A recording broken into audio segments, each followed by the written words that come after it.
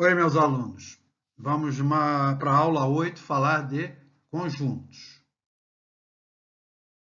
Conjuntos, noções iniciais. Primeiro, a ênfase é a relação entre elemento e um conjunto. Vê o conjunto das vogais. Então, é evidente que cada uma das vogais, simbolizadas por A, E, I, O, U, cada uma delas é um elemento do conjunto V. Por exemplo, U pertence a V. Em linguagem matemática, esse aqui é o símbolo de pertinência. Então, U pertence ao conjunto das vogais.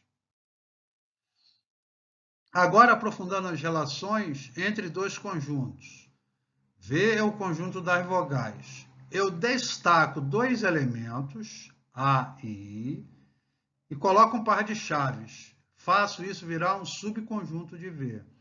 Como esse aqui é subconjunto desse outro, a gente diz que esse subconjunto está contido no conjunto das vogais. E aí eu estou falando da relação de inclusão. Numa culminância, para ficar bem esclarecido, imagina esse conjunto A com esses três elementos. Os três elementos desse conjunto é o X, o Y dentro de um par de chaves e o Z dentro de dois pares de chaves. Esses são elementos. Se eu pegar cada um desses elementos e colocar um novo par de chaves, vira subconjunto. Se eu pegar dois elementos e colocar um par de chaves, também. Assim como se eu pegar os três. Ou seja, o X com um novo par, o Y, que já tinha um par de chaves com um novo par, e eu peguei os próprios três elementos com um novo par. Ué, Ailton, esse é o mesmo conjunto inicial. Perfeito. E é assim que a gente forma os subconjuntos. Eu não formei todos, formei alguns para vocês verem. Esse é um subconjunto, esse outro é um subconjunto, e todo conjunto é subconjunto de si mesmo. Ok? Tipos de conjuntos. O conjunto vazio não possui elementos. Isso é um conjunto particular que a gente gosta de citar. A representação dele é dada por esse símbolo ou por um par de chaves vazio. Um exemplo, representa o conjunto dos números maiores do que 3 e menores do que 1. Não tem. Não pode um número ser maior do que 3 e, ao mesmo tempo, ser menor do que 1. Então, é um conjunto vazio. Conjunto unitário possui só um elemento.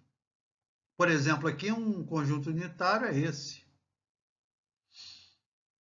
Exemplo, representa o conjunto dos números inteiros maiores do que 3 e menores do que 5. Aí sim, esse conjunto, só o 4 atende a essa condição. Então, é um conjunto unitário. Agora, uma peça fundamental na nossa brincadeira. Diagrama. Diagrama é uma forma eficaz de representar conjuntos. Vou te dar um exemplo aqui. Pedro e Paulo são atletas, José não é. Eu posso fazer esse diagrama, dizer que são os atletas, como Pedro e Paulo são atletas, ficam inseridos lá dentro. José fica do lado de fora. Isso é uma maneira. Uma outra maneira muito importante que a gente vai usar já já é essa outra aqui, ó. A gente diz que é o conjunto dos atletas, mas a gente não coloca o nome dele, a gente bota a quantidade de cada grupo. Por exemplo, como Pedro e Paulo são atletas, são 2 pessoas, eu boto 2 lá dentro. E como José não é, eu boto 1 lá fora. Então, agora eu estou representando a quantidade de pessoas. Eu vou ficar com esse segundo diagrama, que ele vai me ser muito útil. Operações. União é uma operação clássica entre conjuntos. Quando eu tenho dois conjuntos A e B, fazer o conjunto união é fazer um conjunto que contenha todos os conjuntos, todos os elementos, perdão. Então, eu tenho o conjunto A, 1, 2, o conjunto B, 2, 3, 5. A união é o terceiro conjunto que vai ter todos os elementos, o 1, o 2, o 3 e o 5. É evidente que o 2 aparece no A e no B, então ele é um elemento comum, mas ele só vai ser representado aqui uma vez, ok? Operação de interseção, o símbolo característico é esse aqui. Na interseção, a gente está preocupado com os elementos comuns, elementos que tanto são elementos de A como de B. Nesse exemplo aqui, o conjunto A e o conjunto B têm dois elementos comuns, o 2 e o 3. Então, é esses dois elementos que vão formar o conjunto de interseção. A diferença de dois conjuntos vai colocar os elementos exclusivos de um conjunto. Por exemplo, aqui essa região sombreada verde indica que são os elementos exclusivos de A. Não pode participar os elementos comuns, só os exclusivos. Exemplo. Suponha que o A seja 1, 3, 5 e o B 2, 3, 4, 6. A gente percebe que o 3 é um elemento comum. O 3 estaria nessa região. O 1 e o 5 são os elementos exclusivos de A. São eles que vão entrar na diferença A menos B.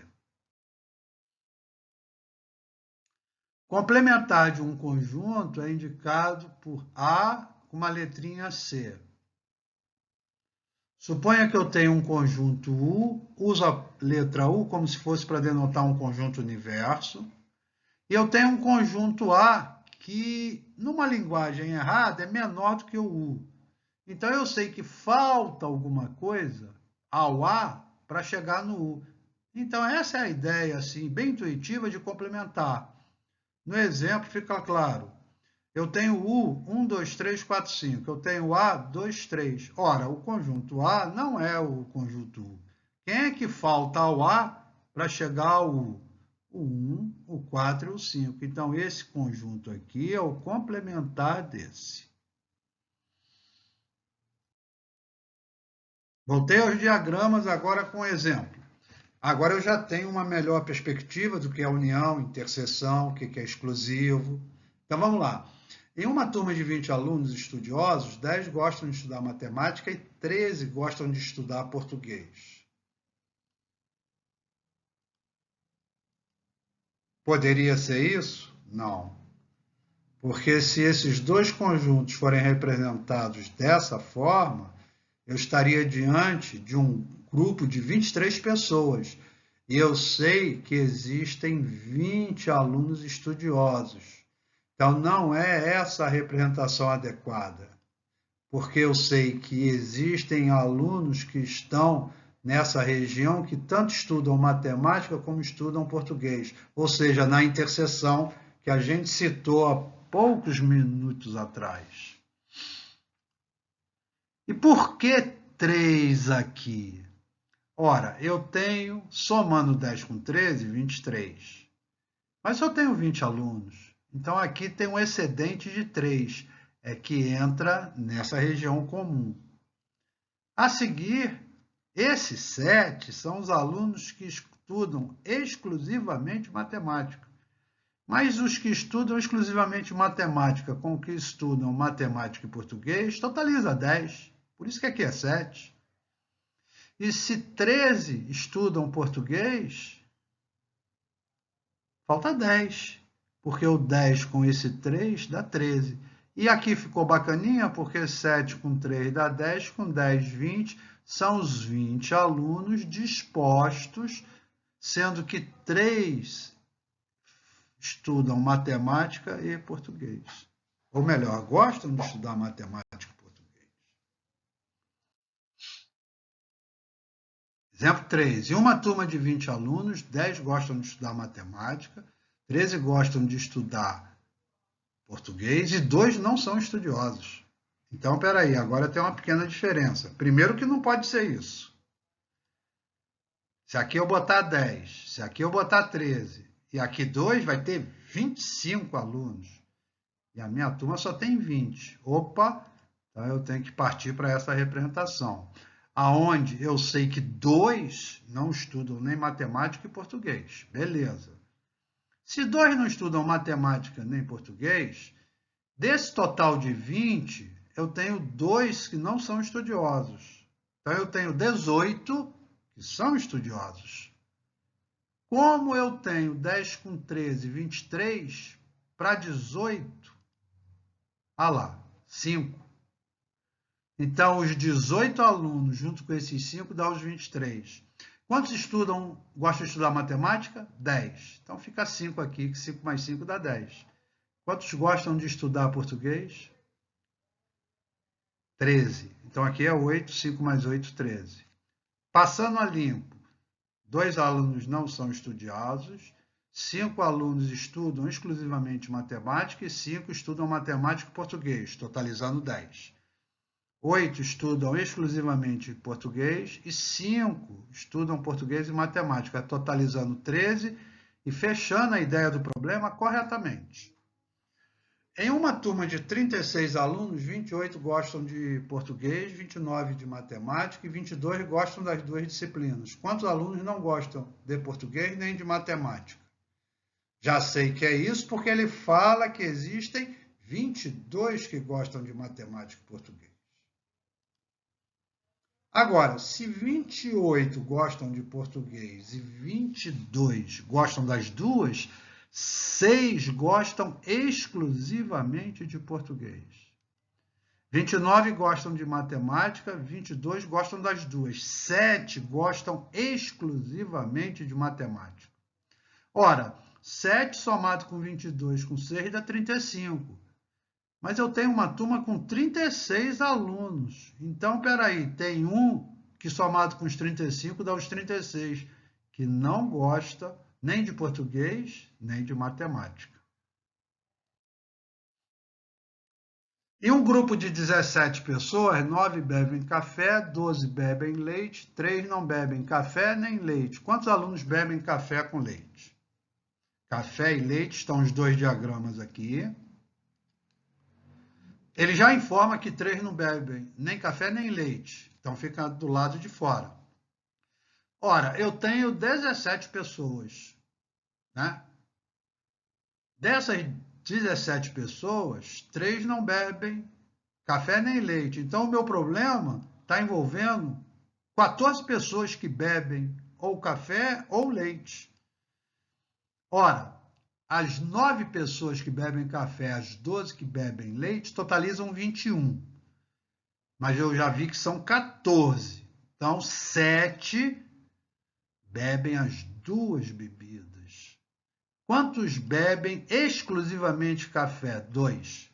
Por que 2 pessoas? Porque 2 por 7 dá 9. Quantos bebem exclusivamente leite? 5. 7 com 5 dá 12. Fechou. Em um grupo de 17 pessoas, 9 bebem café, 12 bebem leite, 3 não bebem café nem leite. Ué, é o mesmo problema? Sim, é o mesmo problema, só que agora a gente vai dar uma outra maneira de resolver. Eu posso resolver esse problema começando. Bom, eu sei que 3 não bebem nem café nem leite. E o problema pergunta quantos alunos bebem café com leite? X. Eu algebrizo a partir dessa letrinha e transformo esse problema na resolução de uma equação. Quantos bebem café? Ora, 9 é o total que bebem café. Se aqui tem X que bebe as duas bebidas, quem bebe exclusivamente café é 9 menos X. Do mesmo jeito, quem bebe exclusivamente leite é 12 menos X. E a partir daí, quem toma só café, café com leite, só leite, quem não bebe nada, dá o total de pessoas 17. É uma equação do primeiro grau. Percebo que esses dois valores são simétricos, cancelo, somo 9 com 12, 21 com 3, 24. Vai ficar 24 menos x igual a 17. Aí eu penso assim, qual é o número que se eu tirar de 24 dá 17? 7. Quantos alunos bebem café com leite? Eu tinha chamado de x. Então a minha resposta é 7. Ok? É isso aí, turma.